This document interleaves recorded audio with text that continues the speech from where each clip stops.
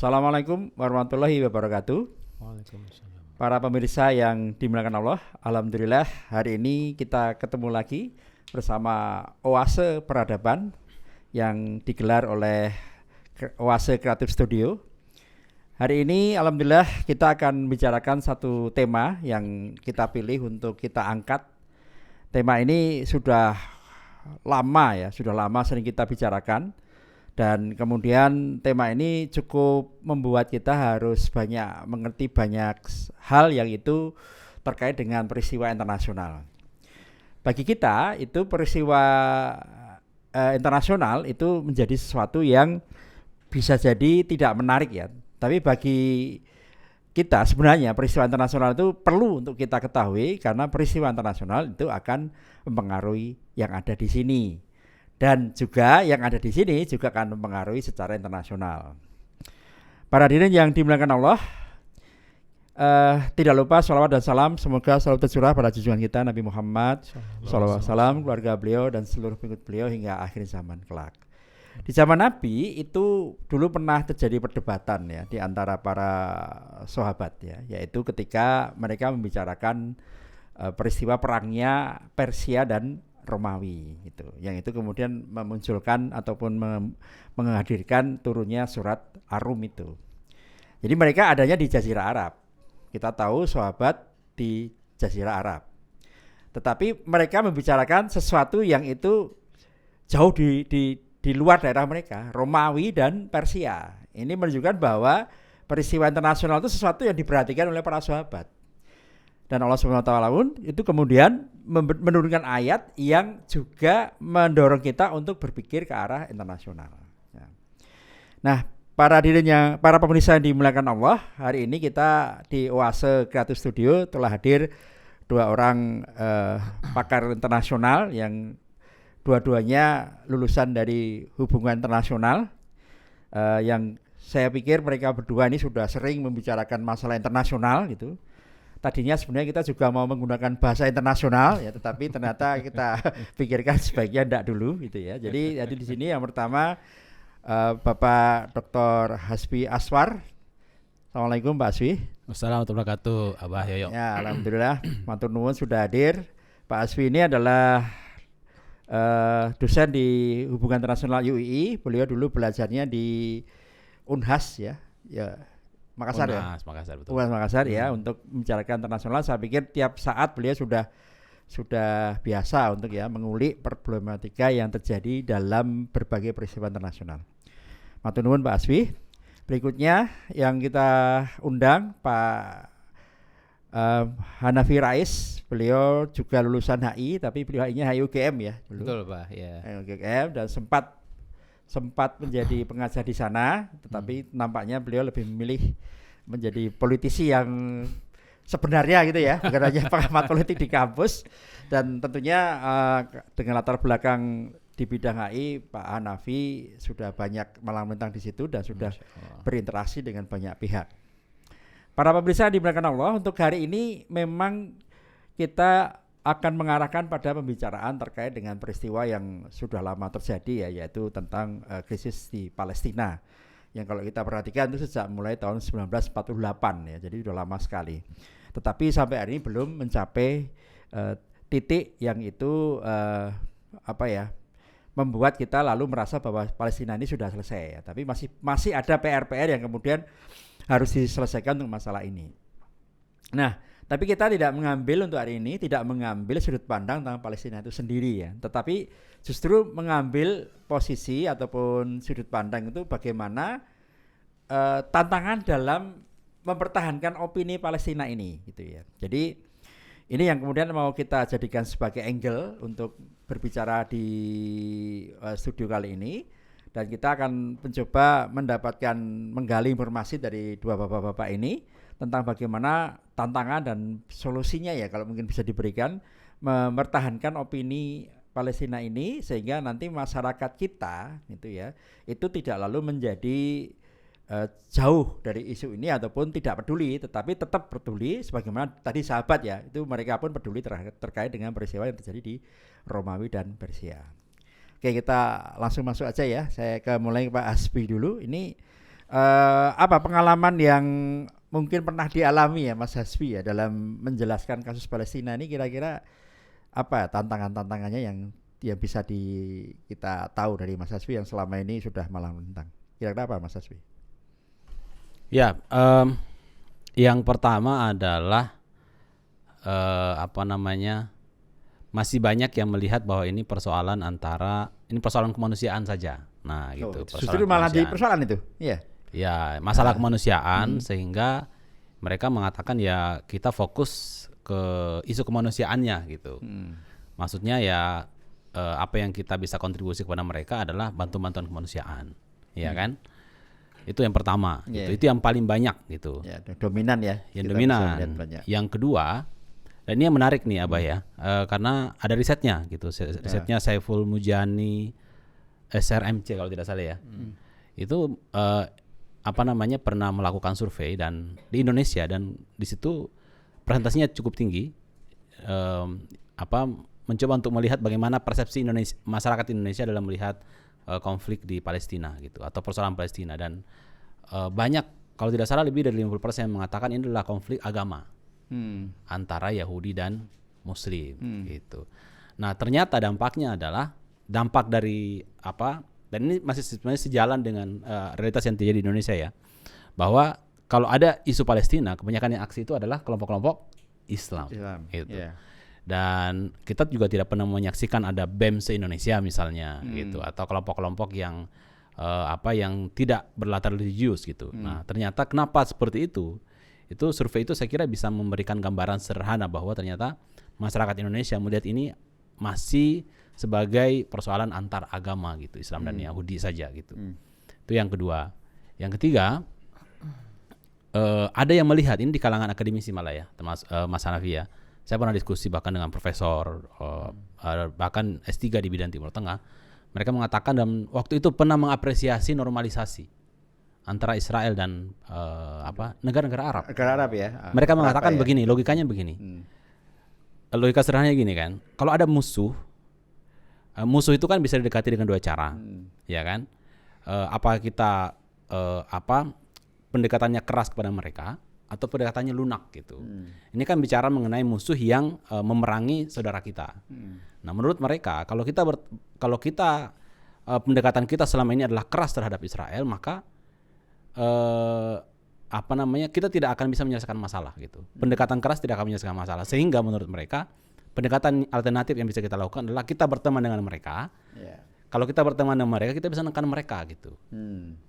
Dan kalau kita nekan mereka, dan menurut beberapa akademisi itu, termasuk bahkan Indonesia nanti kalau normalisasi dengan Israel bisa mendesak Israel. Selama ini kita nggak bisa ngomong sama Israel karena kita nggak punya hubungan diplomatik. Lagi kan diambil di situ gitu. Jadi kalau kita punya hubungan resmi dengan Israel, ya kita bisa nekan Israel gitu. Yang menurut saya ini logika yang sangat naif ya. Kenapa? Karena saya mencoba menjawab waktu itu. Saya bilang gini, ya kalau memang normalisasi itu menjadi kunci Israel bisa ditekan, seharusnya Turki sudah dari awal. Turki itu nggak pernah tidak normalisasi. Bahkan di era Mustafa Kamal sudah mengakui. Iran juga di awal-awal juga mengakui Israel gitu. Tahun 1978 Mesir, kemudian Yordan. Terus apa kontribusi mereka kan nggak ada gitu. Kalau normalisasi menjadi ini. Jadi itu beberapa ya. 1, 2, dan 3 poin. Nah, poin yang keempat Abah gini. Ada yang masih melihat ini sebagai konflik. Nah, ini menurut saya kata-kata konflik itu menurut saya penting untuk kita garis bawahi gitu. Konflik dan solusinya biasanya adalah dimediasi untuk dihentikan konfliknya, dan berdamai, dan solusi dua negara gitu. Jadi kesannya ini adalah seolah-olah ini ada dua, kayak misalnya kita nih ada orang tetangga kemudian berebut satu lahan kosong, kemudian dimediasi, kemudian berbagi wilayah gitu. Jadi saya melihat kok kata-kata konflik, bahasa penggunaan kata konflik itu berbahaya sebenarnya. Karena seolah-olah ada dua pihak yang setara yang berebut sesuatu dan kemudian harus ditengahi dan didamaikan.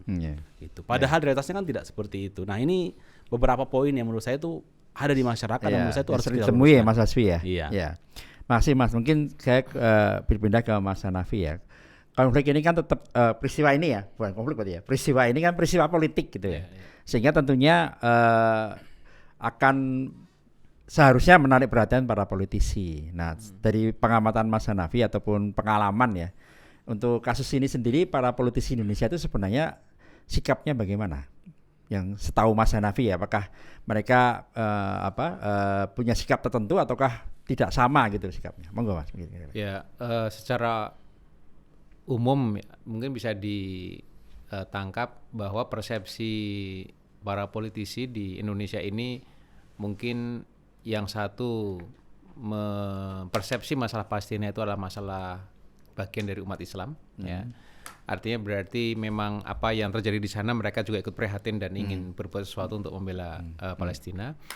Tapi juga di sisi lain tidak sedikit yang punya persepsi bahwa persoalan Palestina itu persoalan yang sifatnya lokal atau hanya kawasan saja. Lokal sana maksudnya. Lokal sana, ya Timur Tengah, masalah Timur Tengah. Sehingga Indonesia ini dianggap tetap punya wilayah yang berdaulat yang juga tidak bisa mengganggu kedaulatan negara lain atau entitas politik lain. Jadi kedaulatan gitu. Kita malah nggak bisa membuat kita ke sana gitu ya. Iya. Nah ini persepsi ini memang memang muncul dalam bentuk macam-macam ya. Ada yang berupa diksi ketika mereka mungkin menyampaikan statementnya. Tapi juga yang paling kentar itu kan ketika misalnya kebijakan pemerintah resmi, Menteri Luar Negeri yang lama maupun yang sekarang dan beberapa waktu yang lalu pun juga sama, inginnya kan solusi dua negara. Selalu diulang-ulang itu. Itu artinya berarti kan perspektif yang dipakai untuk menganggap masalah Palestina atau peristiwa tadi itu adalah ya berarti didamaikan dan tadi dimediasi dan masing-masing mengakui entitasnya gitu, punya kedaulatan sebagai negara gitu ya. Itu pun juga kalau saya secara pribadi menganggap itu ya retorika juga, karena apa? Retorika itu kan diukur ketika sebatas ucapan yang tidak disertai dengan cara mencapainya seperti apa gitu. Dan pernyataan dari yang menyatakan bahwa solusi dua negara itu adalah solusi yang dibutuhkan, ya tidak pernah ada atau mungkin tidak ada upaya konkret yang lebih serius untuk membawa politik luar negeri itu ke sana gitu. Nah jadi sementara yang memahami bahwa Palestina adalah problem umat Islam yang satu tubuh ini itu juga berusaha terus menerus untuk mengaruhi kebijakan luar negeri Indonesia gitu. Dan sampai sekarang terus dilakukan ya tinggal bagaimana kompetisi narasi maupun juga persaingan politik ini kemudian akan dimenangkan oleh siapa gitu ya. Ini yang saya kira dinamis sifatnya. Kalau untuk menyatukan dua entitas ini yang kebetulan dianggap konflik itu kan sudah berulang kali ya. Kalau saya masih ingat itu kan yang paling spektakuler kan tahun 2013 kan. 1993 malah ya, ketika perjanjian Oslo atau mana itu ya, ketika momennya itu ada Yitzhak Rabin bersalaman dengan Yasser Arafat itu di depan Bill Clinton kan itu kan. Semua lalu kan berharap bahwa ini akan menjadi sebuah solusi tuntas kan ketika itu ya. Tahun 93 itu berarti saya masih kuliah semester 1 saya itu ketika itu ya. Tapi wah ini sudah kita semua masyarakat internasional di Indonesia juga berharap sekali. Tapi setelah itu kan terjadi peperangan lagi kan terus menerus kan, sehingga kemudian sampai hari ini kan berarti kan itu bukan sebuah solusi yang bisa kita pegang gitu ya. Nah, apakah kemudian pertanyaannya itu apakah masyarakat kita itu menyimpan memori tentang Palestina itu jangka panjang atau jangka pendek ya kira-kira ya. Sehingga kalau hanya jangka pendek kan berarti kan ya pas konflik lalu mereka bereaksi, tapi setelah selesai ya enggak. Jadi ini kalau dari pendapat Mas Hasfi gimana nih masalah masyarakat sendiri ya yang itu menangkap tentang panjangnya kasus ini, lalu dengan apa seharusnya itu mereka mempertahankannya?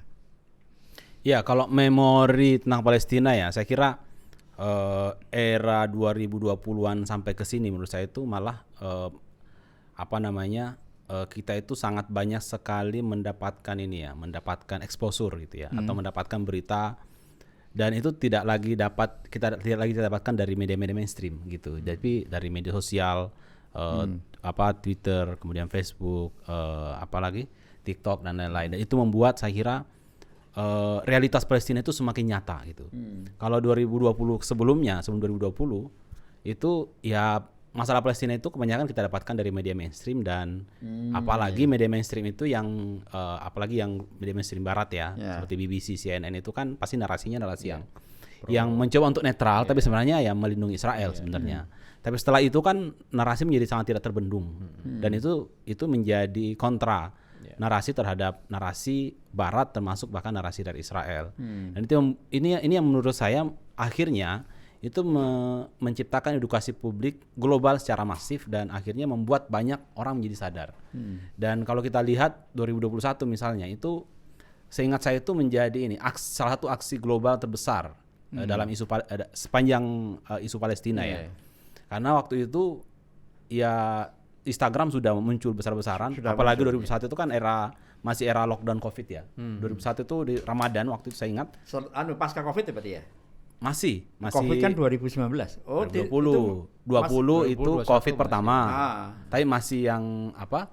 Yang Covid biasa. 21 yang Delta itu yang gelombang 2 itu. Dan waktu itu kan Israel melakukan serangan besar-besaran ke Gaza gitu. Dan waktu itu saya melihat ya, itu aksi pertama kali besar-besaran di Timur Tengah bahkan secara global gitu. Dan itu kemudian berlanjut di tahun 2023 kemarin gitu. Dan itu membuat banyak orang yang tersadar bahkan dari kalangan kalangan internal Israel sendiri kan banyak yang akhirnya, dan itu tidak pernah terjadi sebelumnya saya lihat ya, terjadi desakan yang sangat kuat di dalam gitu. Iya, dan kita juga publik dunia juga melihat ternyata Israel itu tidak sesolid itu gitu loh. Gitu. Termasuk orang-orang orang Yahudi di Amerika ini juga turun ke jalan dan seterusnya. Dan saya kira ini hal yang positif sebenarnya untuk masa depan Palestina gitu. Dan ini saya harap juga bisa menjadi desakan kuat terhadap elit-elit politik yang selalu berlindung terhadap kepentingan mereka sendiri ya. Gitu. Jadi saya kira untuk masa depan Palestina ini dengan konteks yang ada sekarang itu saya kira sangat bagus sekali gitu. Tadi Mas Hasbi kan menyampaikan terkait dengan media, jadi kan itu perannya yang paling banyak gitu. Kalau yang pernah dialami Mas Hanafi ketika berinteraksi dengan masyarakat ya, itu kira-kira kalau secara langsung ya di masyarakat itu terkait isu Palestina ini apa sudah cukup baik ataukah masih ada PR-PR yang harus dilakukan ya terhadap bagaimana menggugah mereka gitu Mas, untuk masyarakat yang secara langsung kita temui gitu, bukan melihat media maksud saya. Memang kalau sekarang zamannya sosmed itu bisa dikatakan beberapa kelompok masyarakat yang ya mungkin sebutannya apa Gen Z dan Gen Z, anak-anaknya gitu keturunan belakang itu mungkin lebih attach dengan sosial media, lebih friendly ya dengan mereka, dan mereka memutuskan keputusan itu, mengambil keputusan itu dari informasi yang memang dari sosmed itu ya. Tapi kan juga ada sebagian besar masyarakat yang tidak terjangkau juga oleh sosial media gitu.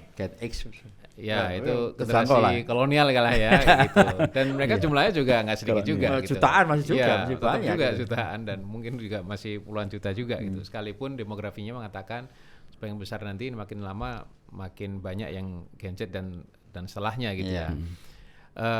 Hanya saja kan yang generasi kolonial itu ya bisa dibilang seperti itu, yang mungkin jarang terjangkau oleh sosial media ataupun sangat terbatas, itu kan yang bisa sih dalam era yang sekarang ini mereka juga yang mengambil keputusan cukup strategis ya. Mungkin mereka sedang berada di birokrasi, mereka berada di posisi politik, mereka mungkin yang ada di pemerintahan gitu atau di lembaga negara yang lain gitu, sehingga ada keputusan yang berbeda dari sisi aspirasi, di mana yang tadi sudah terjangkau oleh sosmed itu lebih memutuskan lebih cepat, kemudian mungkin juga pengen mengambil keputusan lebih agresif begitu. Tapi di sisi lain yang generasi sebelumnya itu lebih konservatif gitu, menjaga stabilitas, nggak ingin terlalu merubah dari yang tradisi begitu ya.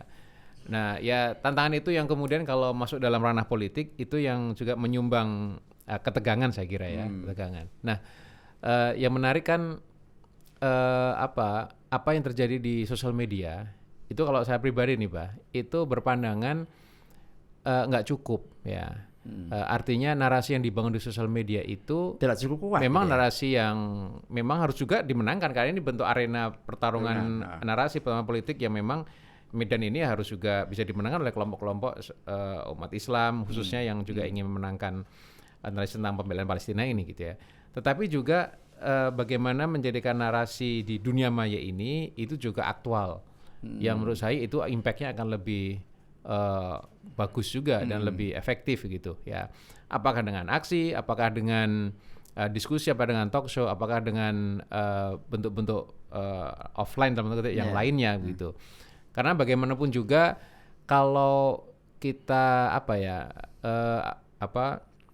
istilahnya apa, kalau dulu di zaman di Amerika Latin itu kan ada kan revolusi itu tidak mungkin ditayangkan di televisi gitu ya.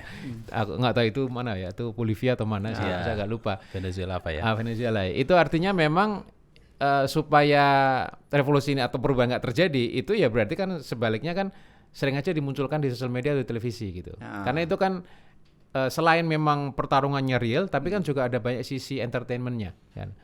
Artinya entah mungkin dengan hoax, entah mungkin dengan orang yang hanya sekedar ingin mencampurkan isu itu dengan yang macam-macam begitu, sehingga ada deviasi kepentingan dan seterusnya, sehingga perubahan itu kemudian lama-lama makin lama mungkin akan makin melempem gitu. Atau mungkin sebagian itu menganggap kalau udah menang di sosmed selesai perjuangan kita. Itu sebenarnya juga jangan sampai ke sana gitu ya. Artinya memang harus ada hal secara paralel yang dilakukan, bahwa apa yang terjadi di dunia maya, virtual, sosmed itu juga memang ada faktanya di lapangan bahwa ini juga cukup besar juga gitu. Saya masih ingat nih Mas Hasbi, karena terkait dengan internasional ya, dan karena Bapak juga secara akademis belajarnya di hubungan internasional ya. Jadi waktu saya SMP itu guru sejarah saya itu membahas tentang konflik Iran dan Irak ketika itu. Jadi dibahas oleh beliau di SMP itu, dan itu membuat saya terkesan ketika itu. Jadi pas ketika itu meskipun beliau menampak lebih pro ke, saya lupa ya kalau nggak salah satu Irak ya, ke Iraknya dia lebih pro ke Iraknya ya ketika itu. Tapi membuat kemudian itu muncul dalam memori terus ya, bahwa kemudian itu sesuatu yang patut kita perhatikan ya. Ketika itu masih perangnya masih ramai dan belum selesai ketika itu ya, saya masih SMP. Nah dari sisi mohon ya, untuk kemudian mempertahankan isu ini dari sisi edukasi ke masyarakat yang formal, ataupun kalau misalnya dulu di kampus ya, apakah kan dulu di kampusnya kan tahun 80-an ya berarti ya. 80-an. Ya. Aduh, standarnya 2000-an ya. 2000-an ya lah, 90-an. 80 saya belum lahir saya. Itu peristiwa ini itu terekam di dunia akademis enggak ini? Artinya itu satu yang dibahas kemudian diajarkan, bahkan kemudian dikenalkan itu sebagai sesuatu yang kemudian penting untuk kemudian kita perhatikan gitu loh. Itu kalau di dunia pendidikan gimana ya? Kira-kira itu masih cukup kuat nggak ya? Kalau saya mengalami peristiwa internasional itu sangat kuat, karena dulu di dalam pendidikan sejarah itu ya, dengan cara kita ini generasi saya ya, ini kurikulum berapa ya? Kurikulum 70-an 80-an itu yang namanya sejarah itu ada dua, sejarah nasional dan sejarah internasional. Jadi peristiwa internasional itu ada di benak kita gitu. Tidak hanya dulu Iran ya, tapi juga sampai kesogunan di Jepang aja ingat saya gitu loh. Ini kira-kira gimana dalam mengedukasi secara permanen itu, tidak lalu kemudian kalau ada kasus baru pada nanti secara terus-menerus itu gimana? Ya kalau di dunia kampus, apalagi kita hubungan internasional ya, itu pasti menjadi pembahasan intens gitu. Karena kita ada mata kuliah Timur Tengah misalnya, ada kuliah teori-teori hubungan internasional, dan ya itu semua bisa kita, isu-isu Palestina bisa kita pakai. Dan biasanya mahasiswa itu kalau ada isu yang lagi trending, itu biasanya mereka akan jadikan itu sebagai bahan tugas, termasuk bahan skripsi. Jadi kalau ini isu Palestina nih, saya Abayoyo ya, itu kayaknya membimbing 4-5 mahasiswa yang fokus bahas tentang agresi Israel. Ada yang bahas tentang perspektif medianya, ada yang bahas perspektif NGO-nya, PBB-nya, termasuk macam-macam gitu. Jadi memang secara kompleks ya dia, sehingga bisa diurai menjadi sekian tulisan akademis kan. Iya, termasuk bagaimana kebijakan luar negeri Indonesia itu juga ada. Jadi kalau di dunia akademik ini pasti akan disambut. Ini akan menjadi objek kajian yang pasti banyak ramai dikaji oleh mahasiswa, dan Dan saya yakin dalam setahun terakhir ini akan ratusan skripsi, termasuk mungkin tesis dan disertasi akan bahas tentang itu. Nah, cuman problemnya kalau di dunia kampus kan gini ya, sekali lagi adalah perspektif yang dibangun. Ini kan hanya untuk tujuan akademis masalahnya gitu.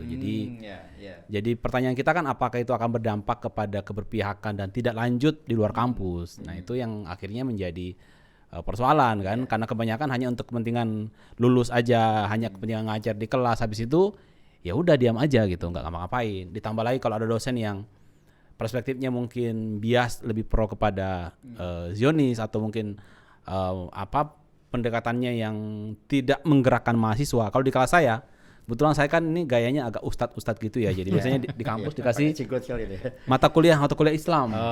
Gitu. Kesempatan ya. Kesempatan, ya kan. Ada yang bertanya solusinya apa nih Palestina? Saya bilang ya dalam Islam itu solusinya jihad. Tapi kan jihad ini berbahaya. Mereka bilang gitu. Saya bilang coba tengok di piagam PBB. Saya kan sering bilang gitu. Coba tengok di piagam PBB. Bagaimana PBB itu merespon agresi. Nah, kalau ternyata pendekatan yang sifatnya damai tidak bisa, ujung-ujungnya kan intervensi militer. Islam itu juga mengajarkan itu, saya bilang. PBB sendiri juga menggunakan itu kan, karena tidak. Cuman kenapa PBB tidak melakukan itu? Karena di situ ada kekuatan global yang tidak peduli terhadap norma Amerika Serikat. Kalau dalam Islam itu jihad itu jihad itu dilakukan oleh negara Islam yang betul-betul komitmen terhadap moralitas.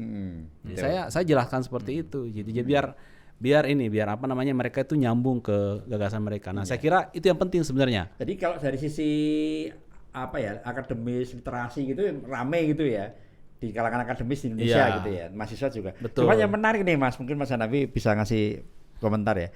Kok respon mahasiswa kita agak serami mahasiswa Amerika ya malah nih. Ini kan lucu kan ya.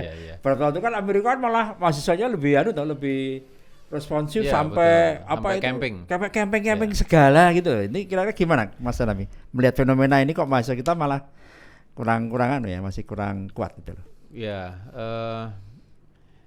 Memang situasi yang dihadapi oleh mahasiswa Indonesia dengan Amerika, Eropa, Inggris dan lain-lain itu yang kemarin ramai itu memang sangat-sangat jauh berbeda ya. Baik dari lingkungan yang terdekatnya kampus begitu, maupun juga atmosfer politik yang melingkungi mahasiswa ini ya Mbak ya. Di Amerika itu sebagian besar mereka yang pada aksi kemarin sampai camping dan bahkan terjadi kekerasan dengan aparat ya. Itu mereka kampus-kampusnya itu memang secara resmi mereka juga didukung oleh Israel, bahkan dipesani oleh sampai segitunya ya, dipesani oleh militer Israel untuk membuat risetnya begitu, pakai lembaga think tanknya dan funded by this Zionist entities gitu Pak ya. Sehingga ketika mereka bicara tentang misalnya kampusnya mengajari tentang perdamaian tanpa kekerasan, terus resolusi konflik, kok malah kampusnya atau pemerintahnya itu juga menjadi partis atau pihak yang berperang mendukung, ya tentu mereka memberontak kan itu. Dan yang menarik kan bisa dibilang mungkin sebagian besar kemarin yang demo bukan Muslim ya kan? Iya itu lebih menarik lagi ya. Yang sosialis, yang ateis, yang liberal itu mereka ya kalau udah kampusnya buntu, saluran resminya ya di jalanan solusinya gitu. Ya mereka camping berani melawan tentara. Sementara di sini itu beda sekali atmosfer politiknya. Kemudian suasana yang dia mahasiswa di sini juga saya kira memang jauh berbeda. Tetapi itu menjadi memang tadi mengatakan itu jadi pertanyaan, hal yang mesti jadi dipertanyakan gitu. Lalu ngapain gitu kan? Apakah gerakan mahasiswa ini hanya sebatas yang terkait dengan urusan perut saja gitu. Jadi kalau sudah ada omnibus law yang efeknya ke pekerjaan atau pengangguran, mungkin masa depan mereka setelah lulus, atau ada semacam abuse of power oleh DPR kemarin sempat mau undang-undang pilkada direvisi begitu melawan MK, itu mereka berani turun misalnya bahkan berdarah-darah gitu ya. Tetapi ketika ada isu yang semacam ini lantas tidak ada sikap kan itu jadi pertanyaan kita semua itu kan gitu. Ini mahasiswa kalau mengatakan sebagai agen perubahan atau sudah nggak lagi kayaknya ya. Ya, itu berarti kan mesti dikulik nih. Ya. Iya, Kenapa iya. gitu ya? Mahasiswa agen perubahan itu angkatan saya itu. Nah, saya melihat begini, Pak. Saya melihat mungkin ya, saya sekarang nggak tahu ya. Saya kira ada segelintir atau mungkin sekelompok mahasiswa yang memang tetap menyuarakan untuk membela Palestina ya. Tetap ada gitu ya. Cuma kan tidak dinamis dengan kalau mereka melakukan aksi kontra undang-undang pilkada seperti kemarin atau omnibus law dan lain sebagainya gitu. Sementara ini kan isu kemanusiaan iya, isu kejahatan juga iya gitu. Bahkan ini sebagian di kampus itu sekarang ada narasi ini sebenarnya yang dilakukan Israel itu tidak lagi konflik atau perang, tapi ini settler colonialism. Penjajahan oleh settler. Settler tuh penjajahan oleh pemukim ya. Bukan gitu. oleh entitas kekuatan negara gitu ya? Ya oleh negara, tapi memerankan dia sebagai settler. Jadi orang yang datang bukan di lahannya, tapi mengusuri orang-orang aslinya untuk kemudian di garis secara resmi ini adalah teritori mereka, boleh rumah-rumah milik disita secara resmi dan lain sebagainya itu settler colonialism. Nah, artinya kalau sudah dengan penjajahan, bahkan kalau dibawa ke undang-undang dasar kita kan ini harusnya jadi musuh nomor satu kan gitu. Karena penjajahan musuh nomor satu manusia gitu. Itu yang harusnya mungkin bisa mengikat mereka untuk revitalisasi gerakan mahasiswa. Yang saya bayangkan kesana bisa jadi opsi gitu, Pak. Tapi kalau tidak, ya bisa jadi mungkin sudah banyak yang ketarik dengan urusan-urusan politik yang kemarin ini gitu ya. Dekat-dekat aja dulu ya. Sehingga kemudian atensi itu yang luntur itu. Ya, jadi problem ataupun tantangan untuk kemudian memanasi masyarakat ya supaya mereka terus-menerus concern dengan peristiwa ini, itu tentunya ada PR yang bisa kita lakukan gitu ya, banyak sekali, mulai dari tadi mahasiswa, kemudian media ya kan, berarti kemudian penguasa ya atau pengambil kebijakan itu tetap harus dipanasi terus gitu. Cuman sekarang yang mau ini siapa gitu, apakah ini karena nggak ada yang ya secara konsisten gitu misalnya terus-menerus menyuarakan itu sehingga kemudian ya baru ada peristiwa lalu semua tergugah ya kan. Kalau beberapa isu ini kalau yang dari Bapak ketahui itu memang ada pihak nggak yang itu terus-menerus mencoba mengopinikan ini agar selalu ada gitu loh. Paling nggak dari sisi ini ya organisasi-organisasi internasional misalnya itu ada yang seperti ini yang dia terus-menerus. Kalau dulu saya pernah mendengar itu namanya ini di Jogja itu namanya Sahabat Al-Aqsa. Itu ini masih nggak ya? Masih ada. Masih ada ya. Jadi kalau organisasi seperti ini kira-kira efektif nggak ini ya kayak gini tuh? Ini gimana Mas Hasbi untuk mereka yang seperti ini? Iya, kalau komunitas-komunitas yang peduli Al-Aqsa ada ya tadi Sahabat Al-Aqsa, ada Al-Aqsa Working Group. Mereka juga aktif mengumpulkan donasi termasuk juga mempublikasikan buku-buku dan saya kira juga beraliansi dengan komunitas-komunitas yang lain gitu. Jadi ada sebenarnya ya, cuman tidak terlalu kelihatan mungkin karena jamaahnya mungkin tidak terlalu banyak gitu. Gitu. Jadi butuh jamaahnya banyak juga nih kayaknya ya. Iya, butuh yang banyak. Dan juga melakukan aksi yang mirip-mirip dengan yang di Amerika itu, jadi aksinya suatu yang luar biasa gitu lah artinya. Yang dibutuhkan kan itu kan sebenarnya kan. Cuma kalau begini, kalau menurut saya gini ya, Abah ya.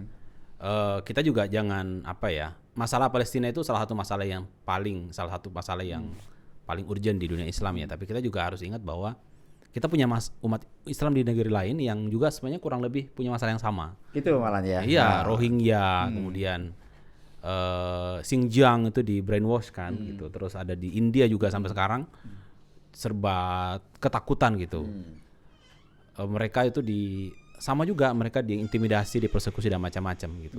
Nah, pertanyaan kita adalah apakah kita ingin menempatkan Palestina sebagai masalah utama kita atau ada persoalan yang sebenarnya lebih mendasar yang harus kita angkat gitu. Karena takutnya kalau kita cuma Palestina terus padahal umat Islam punya masalah yang lain. Kita di Indonesia juga punya masalah yang lain, juga yang kurang lebih dahsyat juga gitu menurut saya. Dan sebenarnya kalau kita tarik ke garis satu itu akan sampai ke satu titik gitu. Persoalan Palestina, dunia Islam yang lain itu dia akan sampai ke satu akar masalah yang sama menurut saya. Itu mungkin akar itu di pertemuan kita yang besok itu. Iya. Nah, cuman itu yang menurut saya. Tapi kalau kita ingin bicara mengenai Palestina, saya kira kita punya banyak channel ya. Channel di media sosial sudah oke menurut saya. Kemudian di mimbar-mimbar masjid. Nah, kemarin Abah saya sempat jadi pengganti teman khutbah Jumat ya. Saya sempat mikir-mikir apa ya temanya, ternyata saya kebetulan ikut di channelnya Seruan Masjid kalau tidak salah itu. Setiap Jumat itu ada materi-materi khutbah tentang Rajab dan peristiwa-peristiwa yang terjadi. Dan ternyata itu sangat menurut saya sangat relevan dengan apa yang terjadi di Palestina gitu. Misalnya bahwa di bulan Rajab itu pembebasan Al-Aqsa, pembebasan Palestina pertama kali oleh Umar bin Khattab misalnya. Kemudian di eranya Salahuddin Al-Ayyubi, dan ternyata di bulan Rajab juga Hamas bisa menang, para pejuang Palestina bisa menang melawan Israel karena memaksa Israel gencatan senjata kan. Kemudian setelah itu dan sebagainya gitu. Intinya adalah ya edukasi menurut saya penting terus-menerus, termasuk para mubalik ya. Para dai, para mubalik di semua level. Karena menurut saya itu corong-corong masjid itu menurut saya penting. Satu orang ngomong itu ratusan jamaahnya gitu, walaupun cuma 5-10 menit. Tapi kita sampaikan perspektif yang benar menurut saya, dan itu sangat bagus sekali untuk terus mengedukasi masyarakat terkait dengan Palestina. Nah, terkait edukasi nih, Mas Hanafi kan juga punya sekolahan ini. Kira-kira gimana edukasi kepada anak-anak sekolah itu, apakah dengan cara apa? Masuk kurikulum ataukah hanya kemudian acara-acara sifatnya snapshot sekali lalu selesai atau gimana, Mas? Kalau bisa masuk kurikulum tentu lebih bagus ya. Karena kan ada mata pelajaran wajib yang mereka juga ikuti ya, Pak ya. Misalnya ketika belajar tentang akidah Islam, ya maka saya kira persoalan Baitul Maqdis ya atau Palestina itu pasti sangat relate. Apalagi kita di bulan dimana Isra Mi'raj terjadi misalnya, bulan Rajab. Nah, atau juga memang mengambil setiap kesempatan yang memang mungkin di mana diingatkan tentang Palestina maupun nasib umat Islam di dunia yang lain itu juga dibahas gitu. Atau kalau di sekolah kita itu misalnya ada kewajiban membaca buku yang itu menjadi pemikiran dasar begitu untuk peduli dengan umat Islam, tidak Indonesia tapi juga di dunia gitu. Nah, hal yang semacam itu saya kira nanti kan akan ya hampir pasti yang namanya pendidikan itu ada yang membekas kan, Pak. Iya, itu. Kalau anak muda membekas kalau SMP. Membekas gitu ya. Yang someday dia akan pakai itu ketika dia akan jadi orang tua, dia menjabat atau dia punya perusahaan dan lain sebagainya gitu. Nah, jadi saya kira justru pendidikan ini menjadi ruang yang istilahnya memberi kesempatan yang paling besar untuk mengkomunikasi tentang Palestina gitu. Dan saya ingin menambahkan saja bahwa sebanyak apa yang kita lakukan di ranah pendidikan, kemudian di ranah sosial dengan membantu kemanusiaan maupun membangun narasi politik membela Palestina, itu memang hal tersebut menjadi powerful atau punya pengaruh ketika yang punya pembuat kebijakan itu terpengaruh dengan itu, gitu. Jadi itu salah satu indikator keterpengaruhan menurut saya. Jadi ketika pendidikan punya lulusan, kemudian yang di sosial bergerak terus untuk membela Palestina, kemudian maupun banyak bentuk-bentuk yang lain. Tapi kalau kemudian seolah-olah nggak ngefek ke policy maker atau kebijakan, ya ini seolah-olah kayak dunia sendiri nih gitu. Sehingga saya berpikir ini mau tidak mau, saya yakin sekali ini semakin lama kalau ini semakin besar begitu, ya cepat atau lambat itu pasti akan ngefek ke policy maker itu, Pak, ke pembuat kebijakan, pemerintah dalam hal ini ya. Sehingga ketika mereka mendapat desakan yang cukup kuat dari level masyarakat di berbagai lini, apakah pendidiknya, kemudian di sektor sosialnya maupun ekonomi dan lain sebagainya, ya mereka akan menganggap ini sesuatu yang harus direken secara serius gitu. Karena kan mereka punya legitimasi kan berdasarkan dukungan masyarakat, dukungan rakyat gitu loh. Kalau mereka akan berkhianat ya nanti akan dihukum misalnya di pemilu kan. Jadi merucuknya pada dua hal ya. Yang pertama itu bagaimana menggalang dukungan atau opini masyarakat, dan bagaimana menekan ya pengambil kebijakan untuk kemudian bisa mengambil kebijakan yang seharusnya. Ini sama dengan ini ya, sama dengan Piala Dunia U21 kemarin itu kan. Itu spesifik jadi akhirnya dibatalkan. Isu Israel. Jadi itu mungkin di bahasan kita di pertemuan berikutnya ya Bapak ya, kita melihat bagaimana menggalang massa atau kemudian dukungan ya untuk kemudian bisa menekan pada penguasa atau pengambil kebijakan sehingga mereka bisa dipengaruhi ya oleh kemudian dari opini masyarakat. Saya pikir itu dulu kali ini ya, matur nuwun Bapak kehadirannya, kita ketemu lagi di kesempatan yang lain. Para pemirsa yang dimuliakan Allah, alhamdulillah kita sudah selesai untuk kali ini, tapi tidak selesai untuk tema Palestina ini, seolah masih akan ada lagi seri berikutnya ya, yang tadi kita akhirnya di sini kita bisa mengambil bagaimana kita menggalang dukungan massa untuk kemudian menekan pengambil kebijakan. Saya pikir fokusnya di situ, tapi karena kalau misalnya sejarah Palestina dan sebagainya bisa dicari di banyak situs atau buku. Nah, sekarang tinggal bagaimana kita fokus pada mempengaruhi kebijakan penguasa agar bisa bersikap lebih efektif ya dalam masalah Palestina ini. Matur nuwun, makasih Pak Hasbi, matur nuwun Pak Hanafi, semoga barokah dunia akhirat. Amin. Tutup bersama-sama dengan baca hamdalah. Alhamdulillahirabbil alamin. Assalamualaikum warahmatullahi wabarakatuh. Waalaikumsalam warahmatullahi wabarakatuh.